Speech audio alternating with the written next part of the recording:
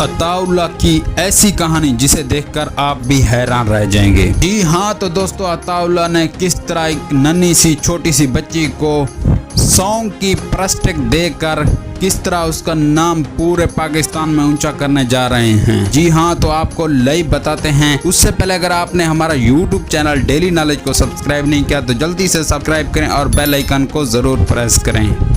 तो दोस्तों ये जानते हैं कि अताउल्लाह की ये बेटी है या कोई और है। जी हाँ, तो दोस्तों ये अताउल्लाह की बेटी है। आपको सॉन्ग भी सुनवाते हैं कि किस तरह ये सॉन्ग की प्रस्टेक देकर अताउल्लाह खान ईसा खैलवी ने अपने मुल्क का नाम रोशन करने जा रहे हैं। जी हाँ, तो दोस्तों ये देख सकते हैं कुछ मनाजिर आप। तो दोस्तों अताउल्लाह की बेटी अब सॉन्ग गाने की प्रस्टेक कर रही है। ये देख सकते हैं आप, आपको लाइव दिखाया जाएगा।